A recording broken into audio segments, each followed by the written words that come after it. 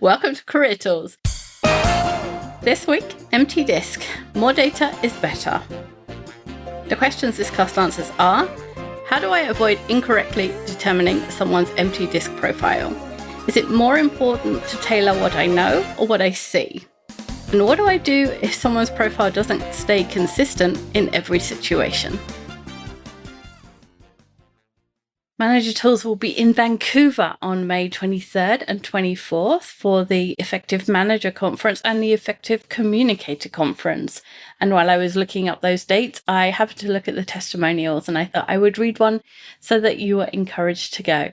This was from someone who attended an Effective Manager Conference, and she said, I initiated my first coaching session today, something I wouldn't have done if I hadn't attended the conference. It went very well, and I'm still receiving brainstorming email items from my direct, and it's way past the end of the business day. This stuff actually works, which is a pretty good endorsement of a training day. That she was able to implement it immediately, and her direct was so enthusiastic about it. So if you want to learn how she did it, then join us in Vancouver on May 23rd and 24th. You can register on the website, manager-tools.com/training. Establishing your own MTDISC profile is really easy. You just go to the Manager Tools website, you look for MTDISC in the products part of the menu bar, and you answer 28 questions. You get 8 words, 4 sets of 2, and you have to decide which of the 4 words are most and least like you. And then you receive a report with all the information you need about your own preferences and how to work with other people of other preferences. But that's the hard bit, is how do you know what other people's preferences are or what their profiles are? And that's the difficult bit. Like, how do you work that out? And in our Effective Communicator conferences, both virtually and in person, we teach you how to work that out. We also talk about how to work those things out in lots and lots of our DISC-related podcasts. You can't actually just make people go take the instrument. That's not allowed, unless you're a manager, in which case you can make all your people just go take it. And we have a cast for how you say that in a way that doesn't make you sound like Dictator Wendy, but you can analyze their behavior and glean from that what their profile is. It always makes me laugh when people take the profile and say, do I have to tell other people? It's like, you're behaving all day long. They know what your profile is, even if they don't know that they know what your profile is. You're telling them without telling them. Exactly. So, but when you are doing this, more data is better. It's better to withhold the conclusion and get more data than it is to make a conclusion and start tailoring your behavior quickly. So we're going to talk about that today. Yeah. Our outline for today is pretty simple. Number 1, don't jump to a conclusion. And number 2 is keep gathering data. Don't stop assessing as you are going through. So the first topic is don't jump to a conclusion. So anyone can behave any way they like if they just think about it first.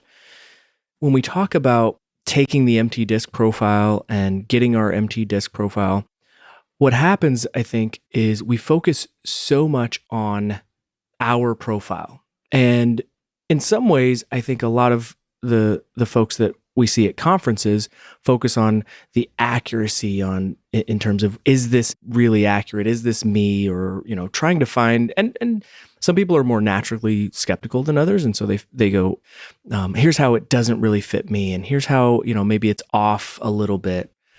And maybe other tools, other assessments, the kind of value proposition or the kind of big reveal is how accurately they can assess you. But our instrument, that's not the value. That's not what we're trying to provide.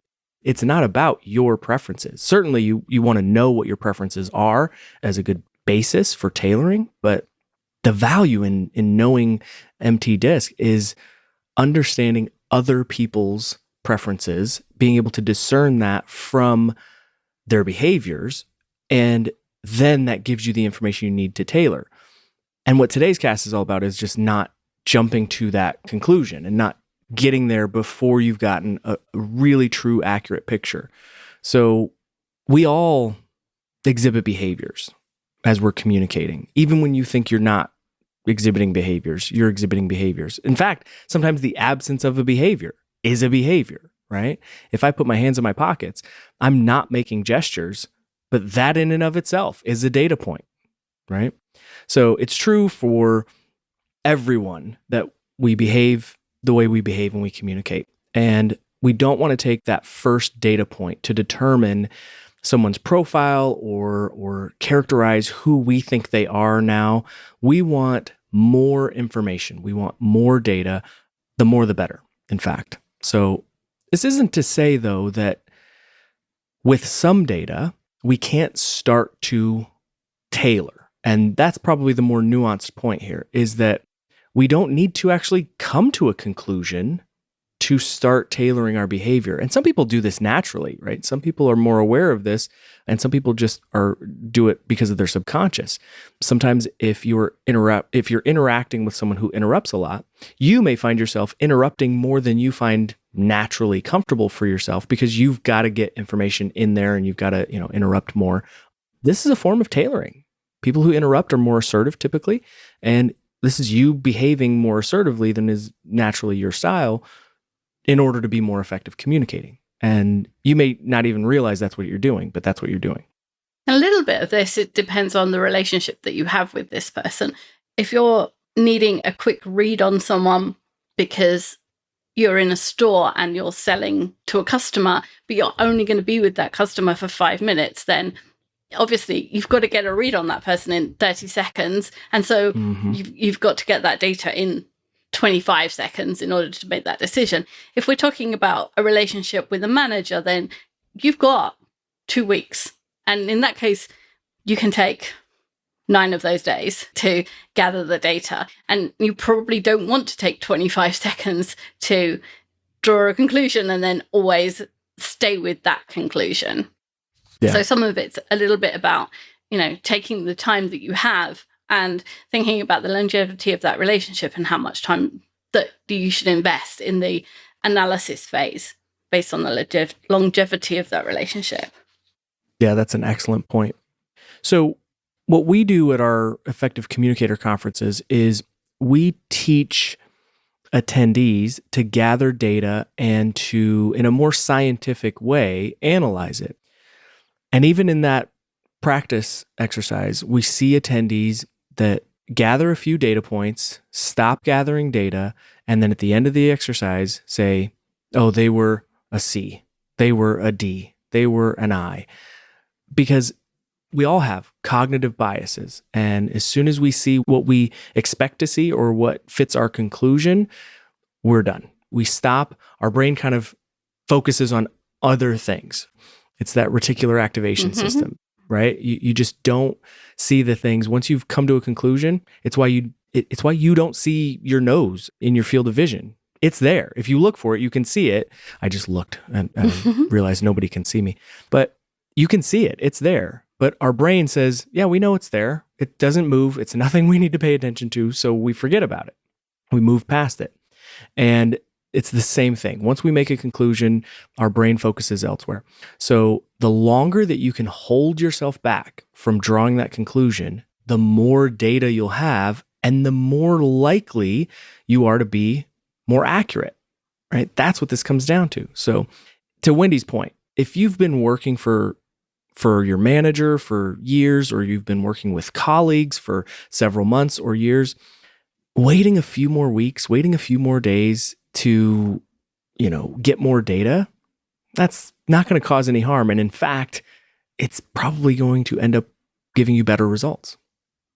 So there are reasons other than the way our brain works, or reasons which kind of play into the way our brain works, which might lead you astray when it comes to people's behaviors. So we want to cover a few of those just so that you have those in your back of your mind and you can ask yourself, oh, wait a minute, is this the thing that's leading me astray here? Or is this thing coloring the way I'm thinking here?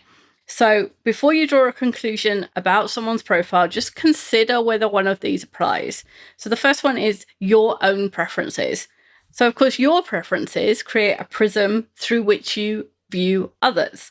Your preference for limited communication might make someone else seem chatty and lead you to conclude they're a high I when they're just chattier than you.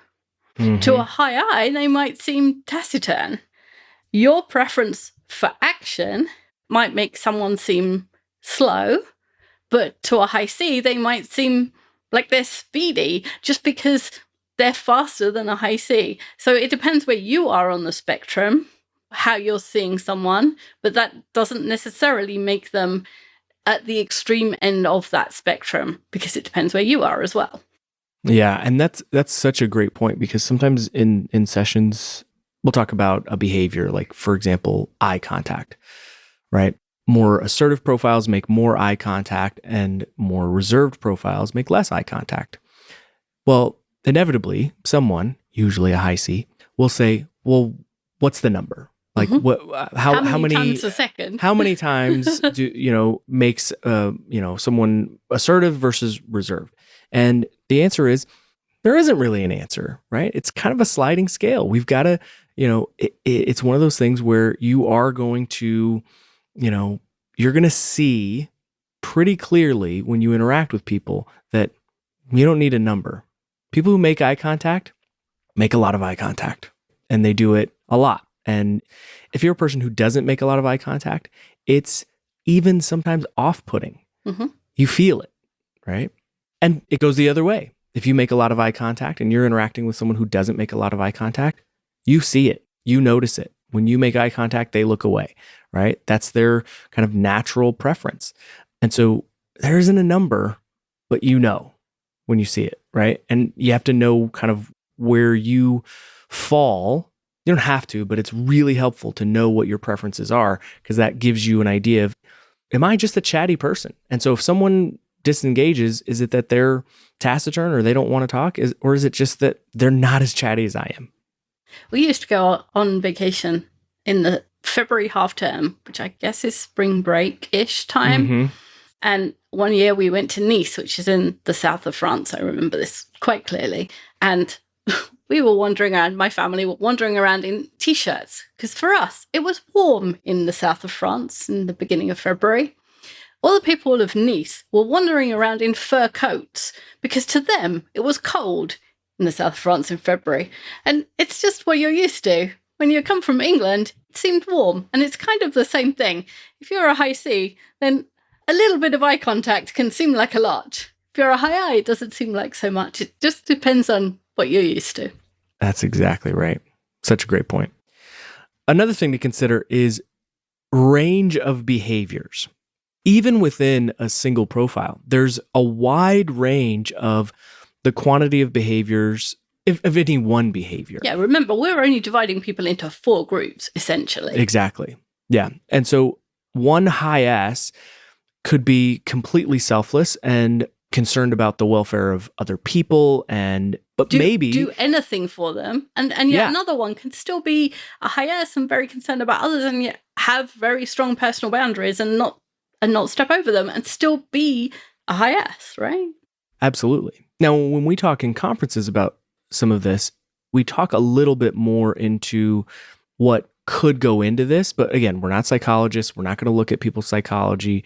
But there are things that happen in our lives, our unique human experiences, kind of like Wendy mentioned, right? Because of where your family was from, that influenced your behavior. And that absolutely happens.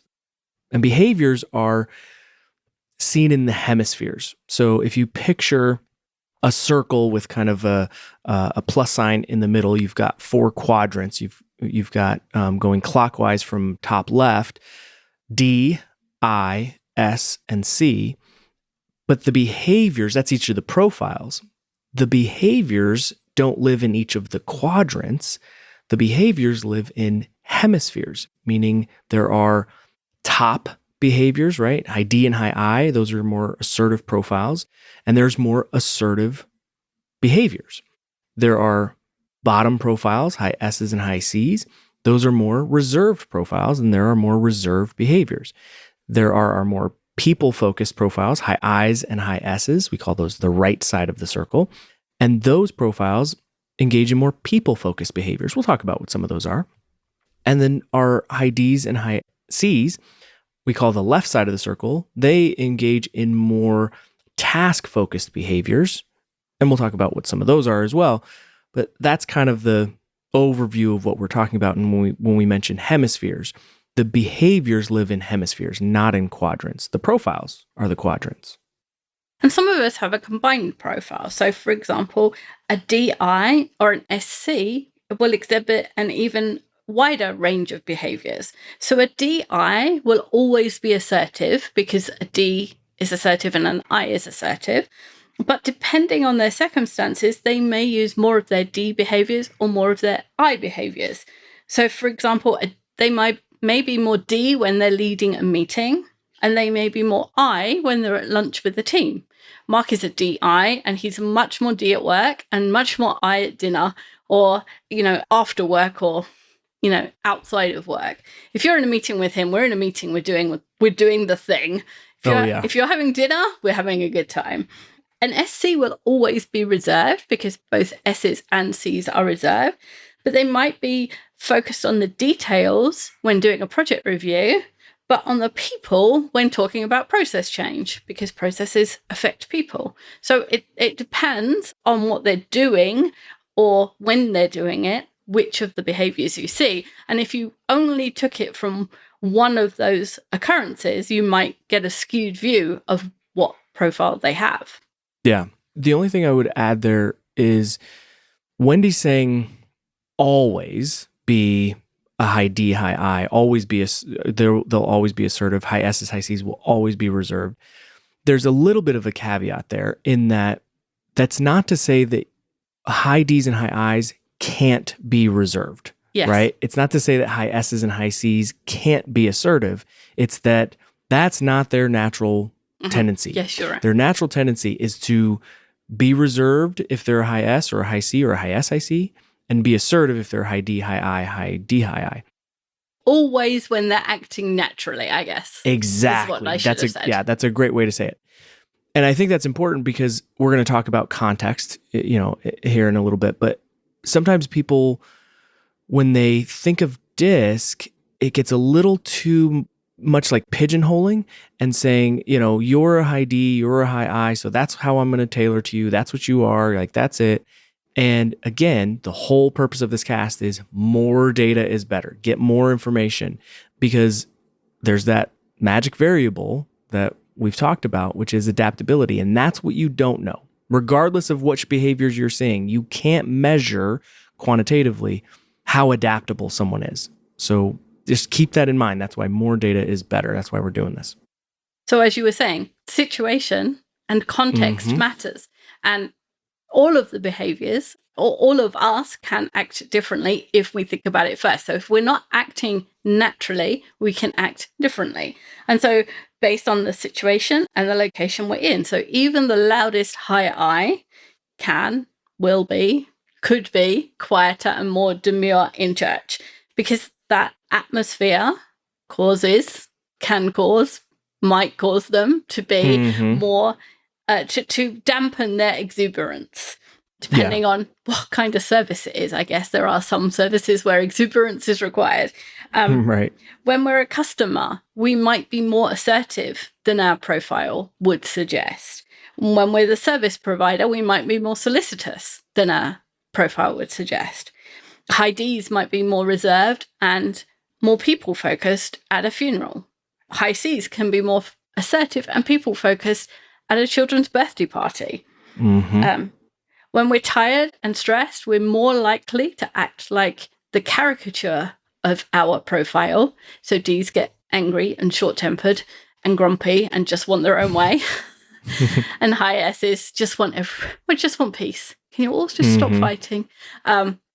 We're just less likely to be able to moderate our behavior, and we just slip into what's most natural when we're tired. Absolutely. And as we were kind of alluding to, adaptation, or that magic variable of being able to adapt, is difficult to quantify. But behavior is and can be learned. And we just don't know how willing or how quickly people are going to learn to adapt in those given situations, in those given circumstances, given who they're interacting with. There are some people who do it naturally. It just comes natural to them. They don't even need or know the concept of DISC or, any of this stuff, right? They just do it. And so that's another reason why more information, more data is better, because people who are naturally good at adapting may not show you their natural tendencies. They may be giving you what they're getting from you. And so it could be somewhat flawed. You want more data. But what I will tell you is, if people are adapting and you're going to tailor based on, what you see, which is what we tell you to do, even if you're tailoring to behaviors that aren't their natural profile, there's a reason that they engage in those behaviors. They see the value in those behaviors. So yeah, a high I who is, in church or at a funeral and is being more reserved, certainly not, being jovial, I hope not, at a funeral and laughing around. They know the value of those behaviors in that context, in that setting. And so if you're tailoring to those behaviors in that context, in that same setting, they're going to appreciate that, even if that's not their natural style. We learn about MTDISC because better communication and better understanding of one another makes us more productive. In fact, in the Effective Manager book, Mark says our data over the years suggests that generally, a manager who knows his team one standard deviation better than the average manager produces results that are 2 standard deviations better than the average manager's results. The second edition of the Effective Manager has just been released. Mark, Kate, and Sarah have reworked all of the material and woven through it the information that you need to apply it to today's hybrid, virtual, remote, asynchronous, anything but normal teams. Even if you have the first edition, we recommend purchasing the second.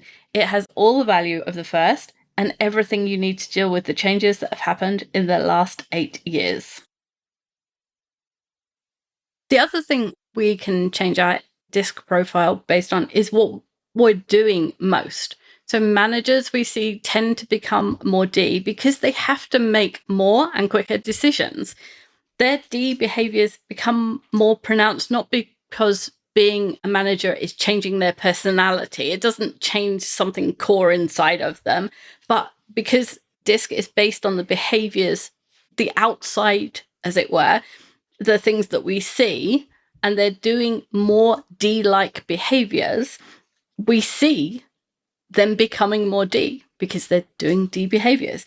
All we can do is analyze their behavior, and that's what we see, so that's what we say they are. We can't see their psychology, but when they consistently behave like a D, we say they're becoming more D. So managers tend to be more D. If you get a role where you're presenting more, you tend to become more I because you exhibit more I behaviors and so on. Yeah, there are a few roles where you're presenting to inanimate objects. You're usually true. presenting to people. So Although you gotta be a with little Zoom, more. That's true. That's true. all these presentations to people who are all off their cameras and you just get a blank room. I hate that. Yeah, I just get lots of names on the screen. Like, this is who is behind this black square. Yes. Exactly. I think when we talk about gathering data and continuing to gather data, because that's what our guidance is here, is often MTDISC or any DISC assessment is seen as an end point. It's seen as, let's get to this conclusion, and the conclusion is this is what I am, and that couldn't be further from the truth. MTDISC is a starting point. It gives you the ability to know where you are and gives you a rubric to be able to apply to your interactions, to viewing the behaviors that you see from people you're interacting with. And that's a starting point. Now we've got to actually apply it. We've got to, gather that information and put it through our system and our filter and what we've learned. So don't see it as an endpoint. Once we've got that information, then we can start to determine, and I wouldn't even start with trying to guess high D, high I, high S, or high C. If this is new to you, I tell people all the time, I would rather you leave this room and know that you are going to, within 2-3 minutes of talking to someone, be able to say, this person's more assertive. I don't know anything else, but I can tell from their gestures, their tone of voice, the volume of their speech, their cadence, their, assertive profiles typically talk faster. Because of all of that, they're making more eye contact, right? All of that stuff. I can say with good certainty within 2-3 minutes, this person's more assertive. If I know that, that's all I need to start tailoring a little bit and continue to gather information. That's it. That's what it comes down to. So we can still communicate effectively even if we don't have the letter. Because really, all the stuff that we're talking about, all these different components or considerations, comes down to no one is a letter. We're people, right? And we're nuanced and we have all these different layers. And so, no one, because their profile says they're a high C, is just a high C. We all have the ability to engage in behaviors that are in every hemisphere. And this is why sometimes when we're trying to gather this data, when we're trying to make those, draw those conclusions, it can be more difficult when we are close to that person, right? When we have, maybe we only interact with them in certain contexts. So we only see them engage in behaviors really, and maybe that's a little skewed. So we need more data. We need more information over a longer period of time in varied situations to be able to get more of the information we need. So we need, just more information is better. So if you're needing some help with gathering data, take note of both the behaviors you see and the situations in which you see them. So we've got a long list here. We'll split the list and give you a list. If you have a personal license and you have these in the show notes, you can copy and paste the list into a notes app or something. That might be helpful.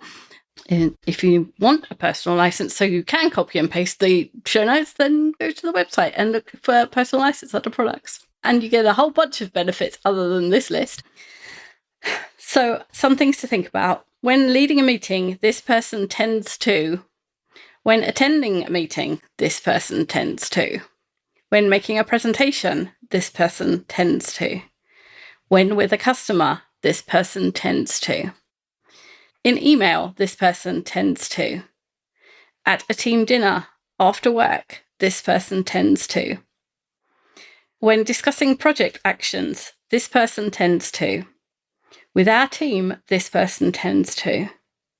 With another team, this person tends to. One-on-one, this person tends to. Yeah. Another way to think of this is more binary. This person speaks loudly, or this person speaks softly. Or this person speaks fast, or this person speaks slow. This person interrupts, or this person stops talking when they're interrupted, right? This person smiles or doesn't smile. This person uses names, which is a people-focused behavior, or doesn't use names, right? Focuses more on what needs to get done.